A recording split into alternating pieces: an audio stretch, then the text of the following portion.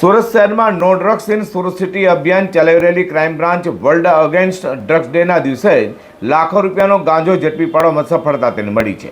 Crime બ્રાન્ચે Katargam વિસ્તારમાંથી 28 kilo 64 ગ્રામ ગાંજા સાથે 3 drugs માફિયાઓને ઝડપી પાડી લાખોની મત્તા કબજે કરી છે। સુરત પોલીસ કમિશનર પમસિંહ ગેહલોત, અધિક police commissioner crime doctor Karanraj Vaghela દ્વારા શહેર વિસ્તારમાં યુવાધન નશાના રવાડે ન ચડે તથા શહેરમાં નશાયુક્ત માદક પદાર્થોનું વેચાણ નિસ્ત નાબૂદ કરવાનું ડ્રગ્સ ઇન સુરત સિટી અભિયાન ચલાવવા આપેલા આદેશને લઈને સુરત ક્રાઇમ બ્રાન્ચની ટીમ નો ડ્રગ્સ ઇન સુરત સિટી અભિયાન હેઠળ પેટ્રોલિંગમાં હતી।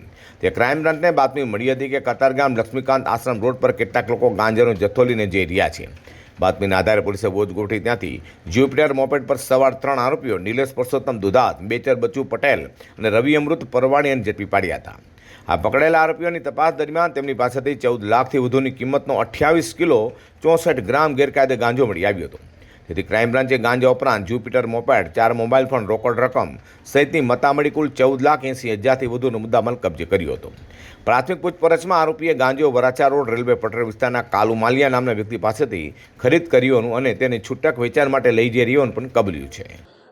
એક મારા ક્રાઇમ બ્રાન્ચના કોન્સ્ટેબલને બાતમી મળેલી કે કતારગામ લક્ષ્મીકાંત આશ્રમ રોડ ધારા ફાર્મની સામે ટીવીએસ જ્યુપિટર પર 3 આરોપીઓ ગાંજો લઈને આવનાર છે એવી બાતમીના આધારે ત્યાં વોચ ગોઠવી અને એ જ્યુપિટર પર 3 ઈસમો પકડાઈ ગયેલ, જેની પાસેથી કુલ 28 કિલો 64 ગ્રામનો ગાંજો, જેની કિલોની કિંમત 50,000 રૂપિયા ગણી 14 લાખનો મુદ્દામાલ કબજે કરવામાં આવેલો છે।